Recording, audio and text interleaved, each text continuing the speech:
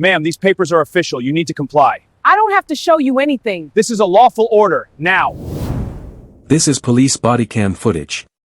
A developer demanded this woman be arrested for trespassing on his property. Seconds later, officers discovered the deed was fake, and the woman in the hoodie owned the park, the air above it, and the building he worked in.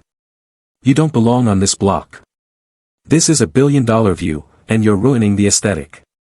Pack your charcoal and move, or I'll have the officers move you for me. Chris Sterling thought he was clearing a vagrant from his construction site.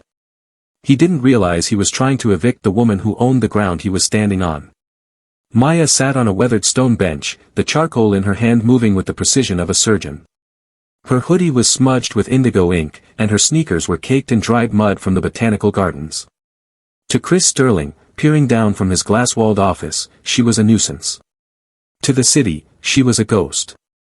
Maya hadn't made a public appearance in 10 years, preferring the solitude of her sketches to the vanity of the elite. But as the bulldozers rolled toward the park's iron gates, Maya didn't move. She knew every bolt, every beam, and every legal deed associated with Fifth Avenue. Chris wanted to build a monument to his ego. Maya was about to show him what a real foundation looked like. Maya's charcoal whispered across the paper, catching the sharp edge of the Morrison Tower's roofline. She remembered the arguments over that corner. The client wanted glass, she insisted on limestone. The limestone won. It always looked better at sunset, the way the orange light turned it golden instead of just reflecting it back like a mirror. A jogger passed without looking at her. Then a mother with a stroller. Then 3 teenagers arguing about a video game. None of them knew. None of them ever knew. She liked it that way. The park was her office now, for years. No assistants interrupting with phone calls. No clients changing their minds about load-bearing walls. Just her, the bench, and the city that grew from her sketches like trees from seeds. She flipped to a fresh page and started on the Riverside Cultural Center. The curves had been tricky, making concrete flow like water without looking like it was melting. It took her 4 months to get it right. Now people took wedding photos in front of it, never wondering who made it possible. That building over there with the green roof? Hers. The bridge connecting the east and west plazas? Also hers. The renovation that saved the old post office from demolition? Definitely hers. She was everywhere and nowhere at the same time. A shadow fell across her sketchbook. Maya didn't look up. Shadows came and went. This one would too. Excuse me, ma'am. The voice was young, uncertain. Security guard, probably. I'm going to need you to pack up. This area is about to become a hard hat zone. Maya kept sketching. Her hand knew the rhythm of the Caldwell Building's Art Deco details by heart. Ma'am, did you hear me? She heard him just fine. She also knew something he didn't. This park wasn't going anywhere. The security guard's radio crackled to life. A voice cut through the static, sharp and impatient. Rodriguez, what's the holdup? We've got investors arriving in 20 minutes. Maya finally looked up. Past the iron gates, a small crowd had gathered. Men in expensive suits. Women in heels too tall for walking. They clustered around a tall man with silver hair slicked back like he owned the wind itself. Chris Sterling. She'd seen his type before. Developers who measured success in floors, not foundations. Who thought height meant importance and glass meant progress. Ladies and gentlemen, thank you for coming. Sterling's voice boomed across the park, amplified by a microphone she hadn't noticed. What you see behind me is wasted potential. Prime real estate being used by, he paused, gesturing dismissively at the trees, the benches, the people, nobody important. A few investors chuckled. Maya's charcoal stopped moving.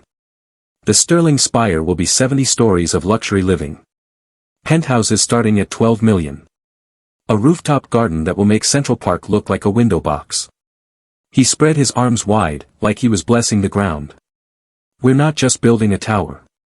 We're reclaiming this neighborhood for people who matter. Maya felt something cold settle in her chest. She'd heard these speeches before. Empty promises wrapped in pretty words.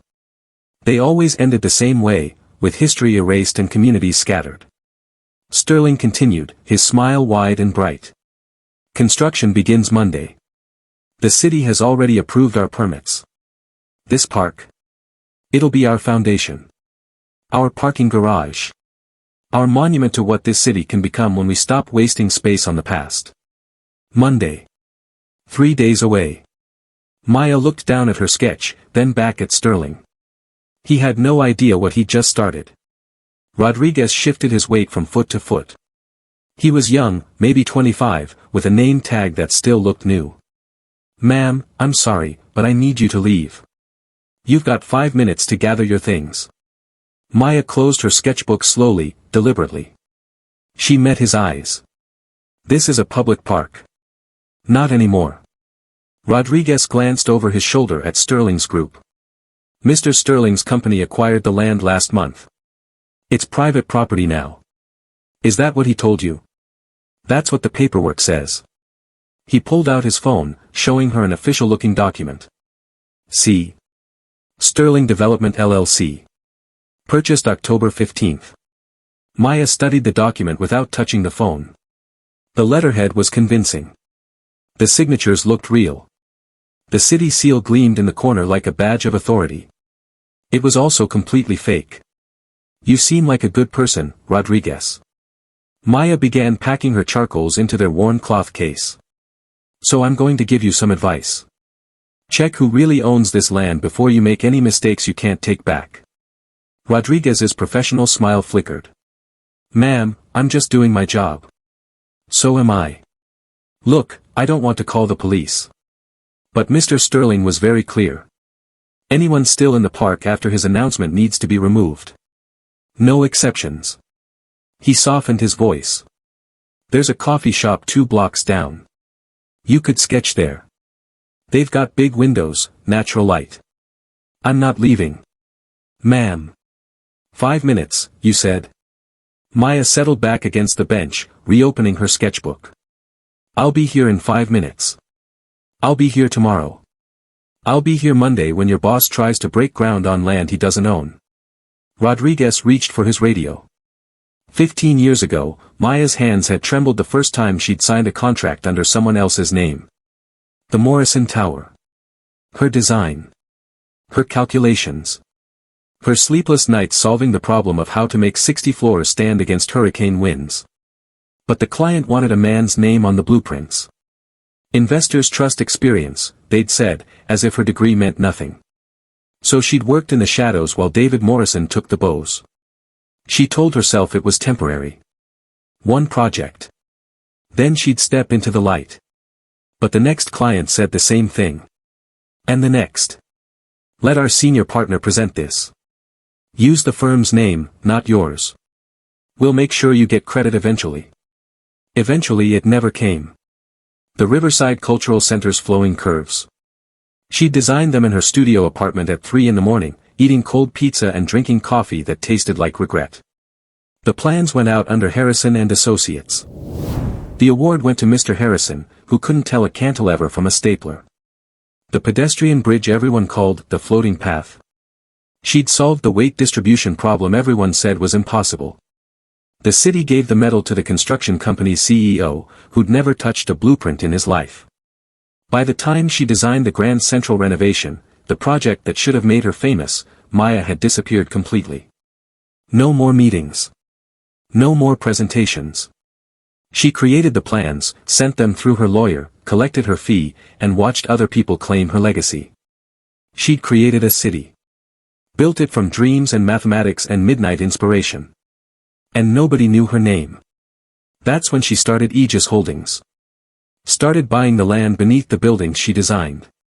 Started making sure that even if they erased her from the credits, they'd never erase her from the deeds. Rodriguez's radio crackled, pulling Maya back to the present. Backup requested at the park entrance. Chris Sterling walked the perimeter of the park like a king surveying his kingdom. His Italian leather shoes crunched on gravel paths that had been there longer than he'd been alive. Behind him, a parade of investors followed, their phones out, already imagining their returns. 70 stories, Chris said, pointing upward at empty air. Glass and steel. Each unit with floor-to-ceiling windows. We're talking about the most exclusive address in the city. A woman in a red suit raised her hand. What about the community pushback? I heard there were protests last week. Chris waved dismissively. A handful of people who don't understand progress. They'll complain for a few days, then they'll move on. They always do. He gestured toward Maya's bench. See that? This is what I'm talking about. We've got homeless people, loiterers, people with nothing better to do than sit around all day. This park has become a magnet for the wrong element. The wrong element? Another investor asked. People who don't contribute. Don't produce. Don't add value to the neighborhood. Chris's smile was cold. The Sterling Spire will change that. We're not just building up, we're cleaning up. Raising the standard. Making this area exclusive again. Maya's charcoal pressed harder against the paper. What about that woman? The investor pointed at Maya. Is she homeless? Chris barely glanced her way. Security's handling it. She'll be gone in 5 minutes.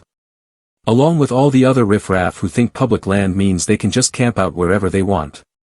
But isn't this a public park? Not anymore. Chris pulled out the fake deed, waving it like a trophy. As of last month, this is Sterling property. And Sterling property has standards. He turned back to his investors, already moving on to talk about profit margins and projected rents. He never saw Maya pull out her phone. 2 more security guards approached, these ones bigger than Rodriguez. The one in front had shoulders like a linebacker and a jaw that looked carved from granite. His partner was shorter but moved with the confidence of someone used to people backing down. Ma'am, time's up. The big one reached for Maya's sketchbook. Let's make this easy. Maya's hand shot out, gripping the book before he could touch it. Don't. We can do this the easy way or the hard way, he said, his voice flat and practiced. Your choice. I choose option 3. Maya stood, and something in her posture changed. The hunched artist disappeared. In her place stood someone who'd fought battles these men couldn't imagine. You walk away, tell your boss you made a mistake, and nobody gets embarrassed. The shorter guard laughed. Lady, you're the one sitting in our park. Your park. Maya's voice cut like ice. Show me the deed. The real one. Not whatever fake document Sterling's waving around for his investors. The big guard reached for her arm. Maya stepped back smoothly, her sketchbook pressed against her chest. Around her neck, the gold medallion caught the light. That's pretty, the shorter one said, his tone mocking. Steal it from somewhere. I earned it. Maya's eyes didn't blink. The American Institute of Architects. Master certification. Awarded to fewer than 300 people in this country. You want to grab me, go ahead. But that medallion comes with lawyers. Expensive ones. The kind who love watching security companies get sued for assault. Rodriguez stepped between them, his hands raised. Guys, wait. Maybe we should call Mr. Sterling first. Mr. Sterling said remove her. The big guard moved forward again. So we're removing her. Maya didn't move. She didn't have to. Behind them, a car door slammed. A woman in a gray pantsuit rushed toward Chris Sterling, her phone pressed against her ear. Her face had gone pale. Mr. Sterling, we need to talk. Now. Chris frowned, irritated at the interruption. Ms. Chen, I'm with investors. It's about the air rights. She pulled him aside, lowering her voice. But in the quiet park, Maya could hear every word. We have a problem. What kind of problem? The kind where we don't actually own what we think we own. Ms. Chen pulled up documents on her tablet. I've been going through the property records again. The land deed you purchased, it doesn't include the air rights above 40 feet. Chris's confident smile faltered. What are you talking about? We bought the whole park. We bought the surface land. But someone else owns everything above it. They've held those rights for 12 years through something called Aegis Holdings. Ms. Chen scrolled frantically. I can't find any information about who runs it. No public filings. No board members. No contact information except a P.O. box and a lawyer's office that won't return my calls. That's impossible. Our lawyers checked. Our lawyers checked the surface deed. Nobody thought to verify the air rights because parks don't usually have separate owners. She showed him the tablet. But this one does. And without those rights, we can't build above 40 feet. Your 70-story tower. Legally impossible. Chris's face turned red. Then buy them out. Offer them whatever they want. I've been trying. The lawyer says Aegis Holdings isn't interested in selling. Everyone's interested in selling. It's just a matter of price. Not this time. Ms. Chen looked worried. Whoever owns Aegis has been buying air rights all over the city for years. They're not flipping properties. They're holding them. Chris turned slowly, his eyes scanning the park. They landed on Maya. The sound of chanting drifted through the park gates. Maya looked up from her sketch to see a crowd gathering on the sidewalk. 30 people, maybe 40, holding homemade signs. Save our park. Community over condos. This land is our land. An elderly man with a cane led the group, his voice strong despite his age. This park has been here for 80 years. My father proposed to my mother on that bench.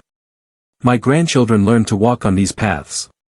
A younger woman joined in. Our neighborhood doesn't need luxury towers. We need green space.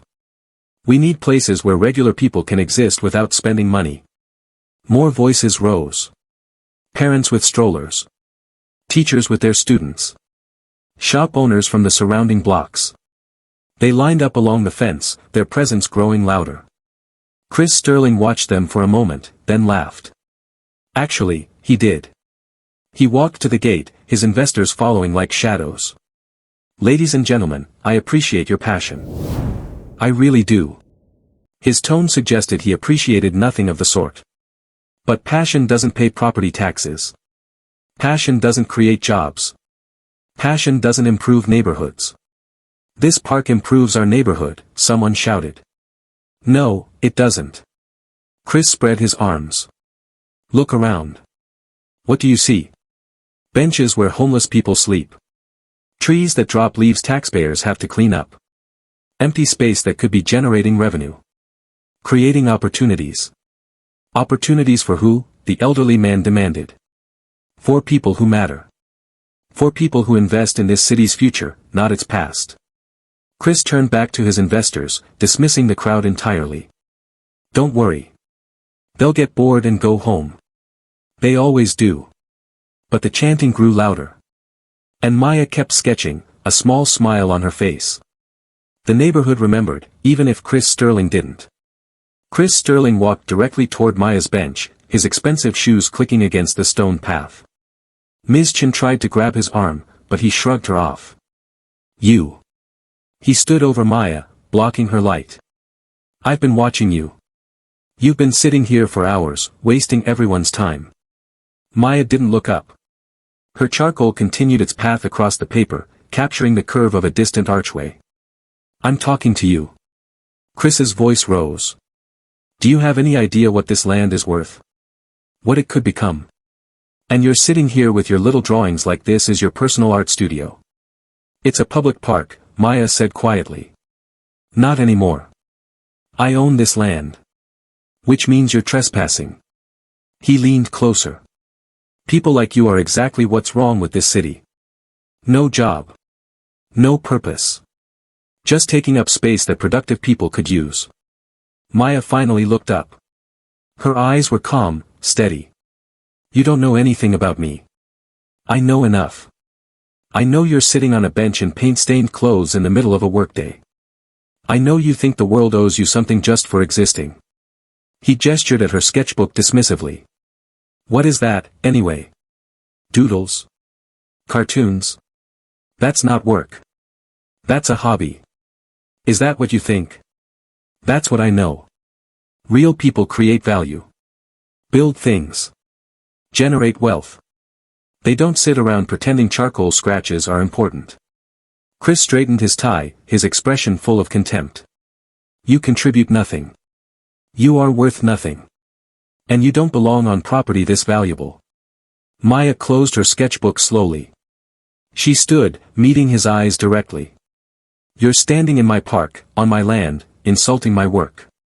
Her voice was soft but sharp as broken glass. You want to talk about worth? Let's talk about worth. Chris pulled out his phone, his finger already moving across the screen. I've dealt with people like you before. You think if you're stubborn enough, annoying enough, you'll wear me down. Make me give up. I don't think that at all, Maya said. Good. Because I don't give up.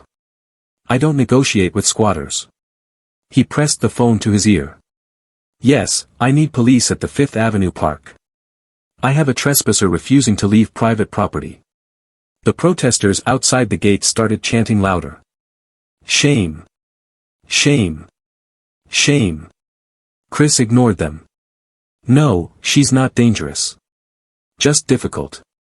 Yes, I'm the property owner. Sterling Development. He paused, listening. How long? Fine. We'll wait. He ended the call and smiled at Maya. Officers will be here in 10 minutes. You can leave now with your dignity, or you can leave in handcuffs. Your choice. Ms. Chen approached again, her voice urgent. Mr. Sterling, maybe we should wait until we resolve the air rights issue. The air rights are irrelevant. Chris waved her off. We'll buy them, negotiate them, or find a legal workaround. That's what lawyers are for. Right now, I'm dealing with someone who thinks she can camp out on my property. I'm not camping, Maya said. I'm sitting on a bench. In a park. That you don't own. I have the deed right here. Chris pulled the fake document from his jacket pocket, shaking it at her. Signed, sealed, and filed with the city. This is Sterling land now. Maya reached into her own pocket, her movements calm and deliberate. Interesting. Because I have something too. Rodriguez and the other security guards formed a loose circle around them. The investors watched from a distance, phones out, recording. In the distance, sirens began to wail. 2 police officers stepped through the park gates. The older one, a woman with gray hair pulled back in a tight bun, surveyed the scene with tired eyes that had seen this movie too many times. Her younger partner, barely out of the academy by the look of him, kept his hand near his belt, nervous energy radiating off him like heat. Officer Michaels, the woman said, her bodycam's red light blinking to life. Officer Chen. Who called this in? Chris stepped forward immediately, his hand extended. Chris Sterling, Sterling Development. Thank you for coming so quickly. Officer Michaels didn't shake his hand. What's the situation? Trespassing. This woman refuses to leave my property despite multiple warnings from my security team. Chris gestured at Maya like she was evidence. I've asked nicely. I've given her time. She won't budge. Officer Chen pulled out a notebook. Ma'am, what's your name? Maya remained seated on the bench, her hands folded over her sketchbook. Maya. Maya, do you understand this is private property? I understand that's what he claims. Maya's voice was steady, calm. But claims and facts are different things. Chris's face reddened. I have the deed right here. Officer Michaels held up her hand, silencing him. Sir, I'll handle this. She turned back to Maya. Ma'am, if the property owner is asking you to leave, you need to leave. Otherwise, I'll have to cite you for trespassing. The protesters outside grew louder. Someone started recording on their phone. The investors whispered among themselves, some backing away, others leaning in. The air felt electric, like the moment before lightning strikes. Maya reached into her bag slowly, carefully, aware that sudden movements could be misinterpreted. I'd like to show you something, she said. Chris stepped closer to Officer Michaels, his voice dripping with impatience. Officer, I don't mean to tell you how to do your job, but this is taking too long. People like her don't belong on Fifth Avenue. Officer Michaels' eyebrow raised slightly. People like her.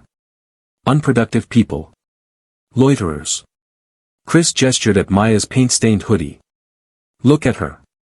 Does she look like she belongs in a neighborhood where apartments sell for millions?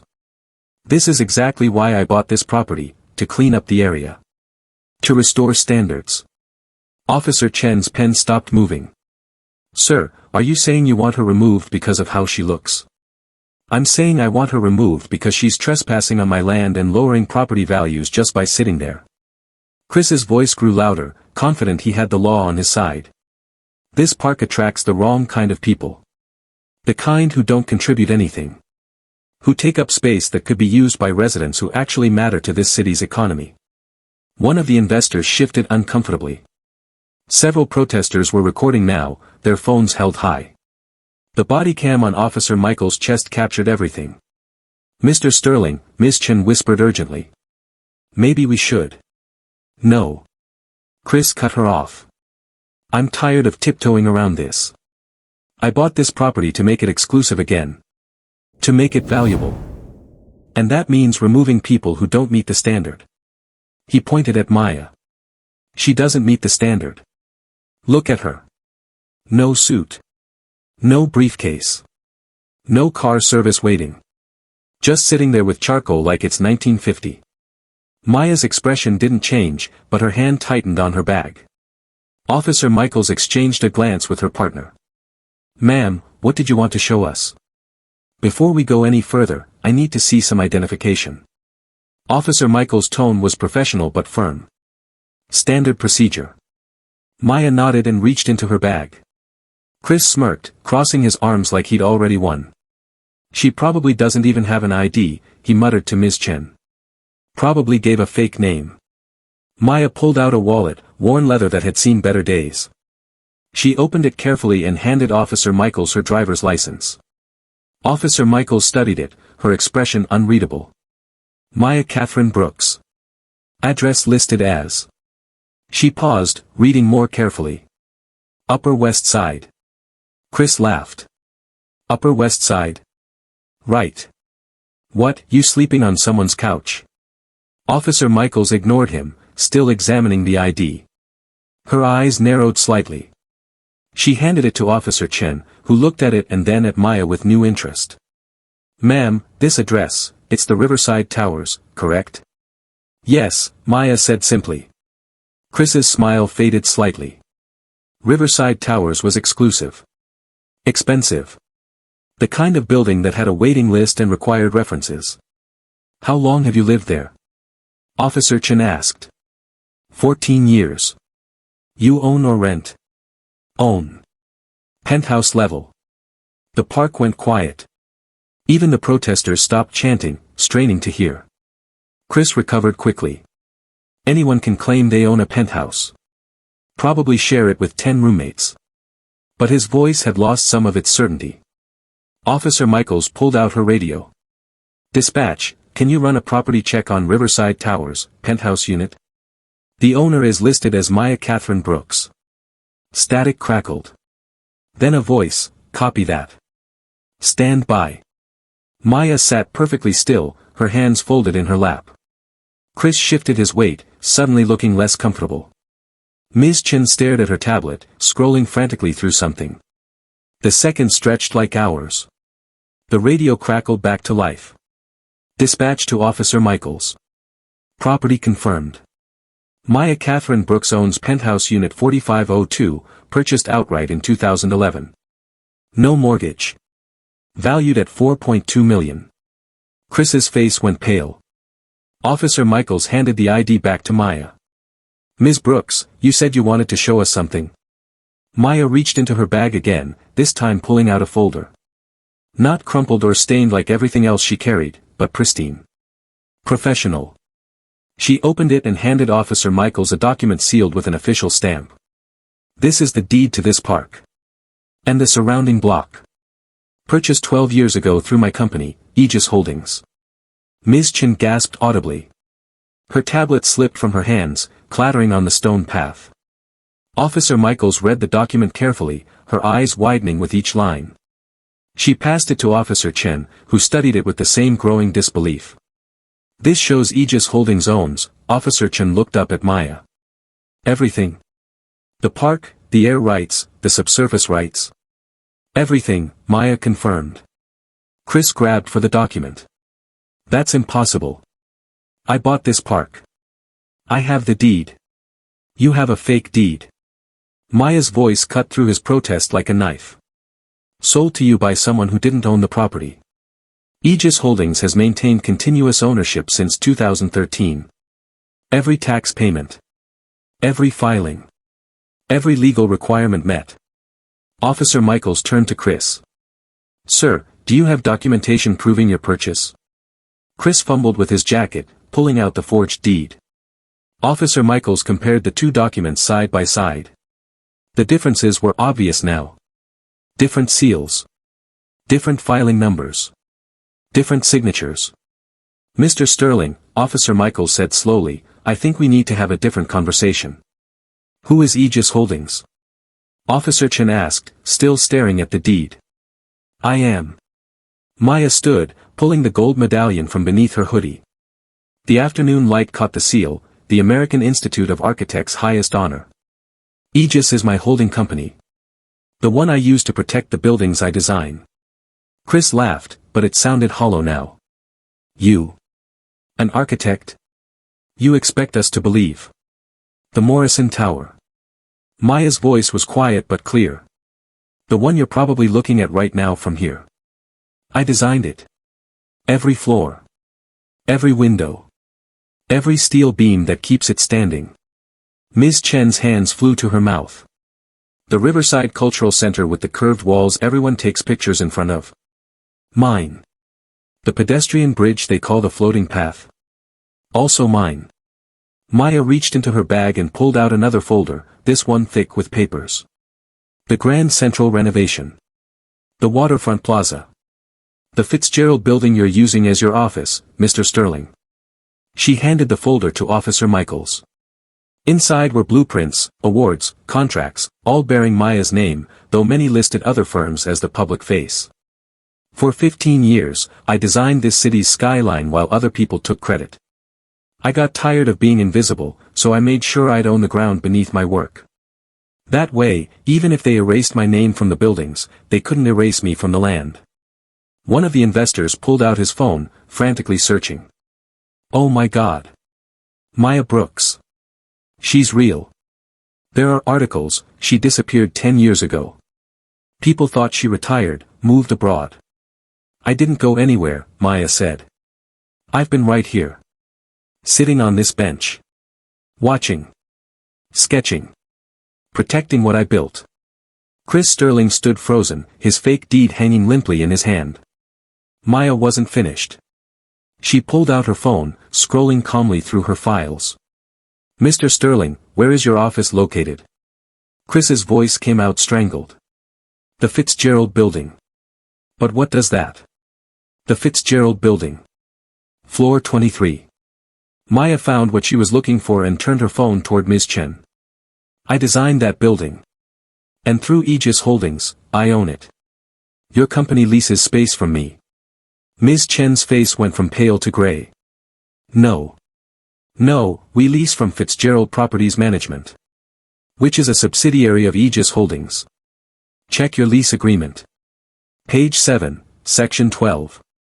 Ms. Chen's fingers shook as she pulled up the document on her tablet. She scrolled, her eyes scanning frantically. Then she stopped. There's a morality clause. Read it, Maya said. Ms. Chen's voice was barely a whisper.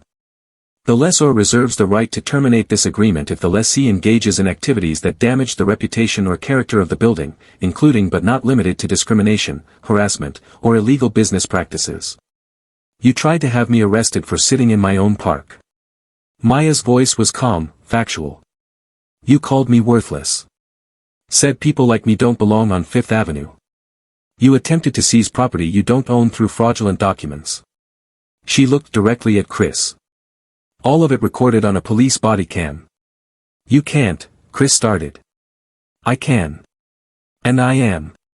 As of this moment, Sterling Development's lease is terminated. You have 30 days to vacate the premises. Maya turned to Officer Michaels. I'll be filing the formal notice with my lawyers this afternoon. Chris's knees seemed to buckle. One of his investors was already walking away, phone pressed to his ear. This isn't over, Chris said weakly. Yes, Maya replied. It is. Chris's phone started buzzing.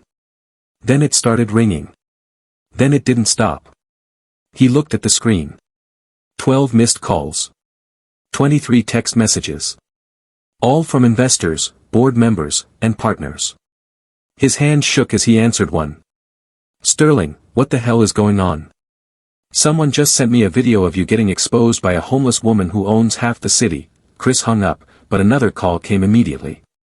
One of the investors standing nearby checked his own phone, his face going red. The Sterling Spire project. Chris, our permits were based on your ownership claim. If you don't own the land, the city will revoke them, another investor finished. Every permit. Every approval. Everything. Ms. Chen was scrolling through her tablet frantically, her professional composure completely shattered. Mr. Sterling, our entire business model is built on our office location. The Fitzgerald building gives us credibility. Without it, she looked up at him, horror in her eyes. We'll lose our other clients. They leased it to us because of our address. Plus the lawsuit, Officer Chen added helpfully. Attempted fraud. Forged property deeds. That's a felony. Chris watched as his investors backed away one by one. Some were already on their phones, calling their lawyers. Others just walked toward the gates without a word, cutting their losses before they got worse. Wait. Chris called after them. We can fix this. We can relocate, restructure. But they were gone. 30 seconds ago he'd had 12 investors worth a combined $200 million. Now he had none. His phone rang again. The bank this time. Mr. Sterling, we've been made aware of some irregularities with your property holdings. We need to discuss your loan immediately. Chris looked at Maya, who sat calmly on her bench, sketchbook open again. Everything he'd built. Gone. Because of a woman in a paint-stained hoodie. Officer Michaels held both deeds up to the light, comparing them carefully. Her expression shifted from neutral to concerned. Mr. Sterling, where did you obtain this document? My lawyers handled the purchase. Harrison and Associates. They're a reputable firm. The seal is wrong. Officer Chen pointed at the city stamp on Chris's deed. See this? The registration number doesn't match the format the city clerk's office uses. And this signature, he pulled out his phone, comparing it to an image. It's supposed to be Commissioner Williams. But Williams has been out on medical leave for 3 months. He couldn't have signed this. Chris's face went white. I didn't know. The lawyers, they told me everything was legitimate. You didn't verify. Officer Michaels' tone hardened. You purchased a multi-million-dollar property without confirming the deed was real? Or you knew, Officer Chen said quietly. And you hoped no one would check. Ms. Chen stepped away from Chris like he was radioactive. I had no knowledge of this. Sterling Development's legal team handled all property acquisitions independently. Save it for your lawyer, Officer Michaels said. She turned to Chris. Sir, I need you to place your hands behind your back. What? No, I'm the victim here. Someone sold me a fake deed. You attempted to have Ms. Brooks arrested for trespassing on property you fraudulently claimed to own. You presented forged documents to investors, securing millions in funding under false pretenses. Officer Michaels pulled out her handcuffs. That's fraud, Mr. Sterling. This is insane. Chris backed away. I'm a legitimate businessman. I own buildings across this city. Do you? Maya asked softly. Or do you just think you do?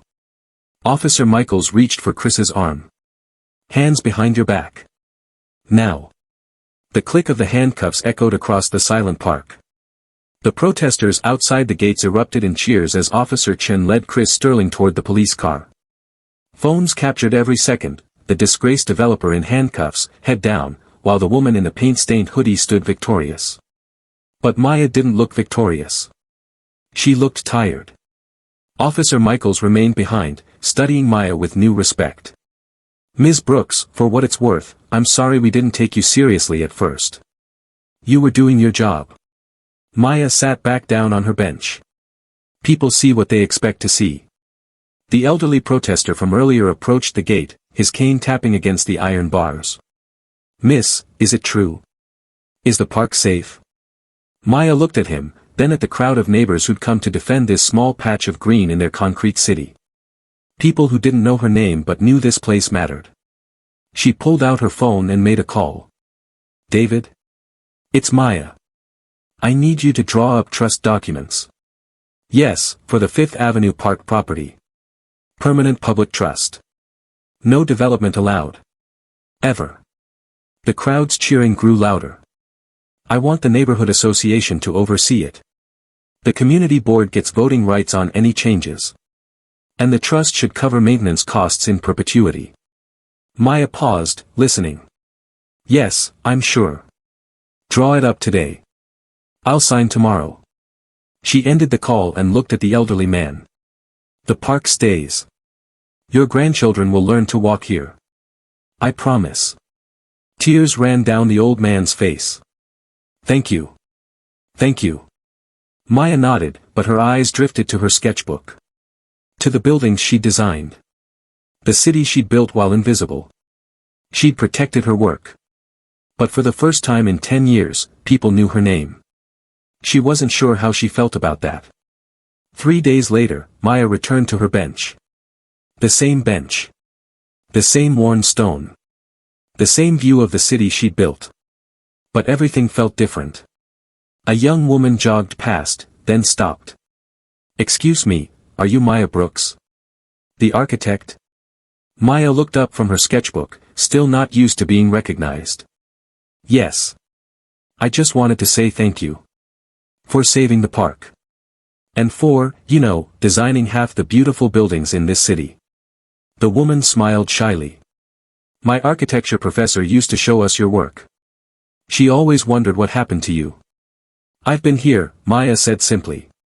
The woman jogged away, and Maya returned to her sketch. The Morrison Tower again. She'd drawn it 1,000 times, but she never got tired of the way the light hit it at 4 o'clock. A shadow fell across her page. Maya tensed, old habits dying hard. Ms. Brooks? It was Rodriguez, the security guard from that first day. He wasn't wearing his uniform anymore. I wanted to apologize. For trying to remove you. I should have listened. You were doing what you were told. Still. He shifted uncomfortably. I looked you up. The Riverside Cultural Center. That's my favorite building in the whole city. I take my daughter there every Sunday. Maya's expression softened. The curves. The curves. Rodriguez smiled. She calls it the Wave Building. He left, and Maya was alone again. But it was a different kind of alone now. Not invisible. Not forgotten. Just quiet. Peaceful. She picked up her charcoal and began to sketch. The park this time. Every tree. Every bench. Every blade of grass is worth saving. Her city. Her work. Her legacy. Finally seen. Finally heard. Finally home.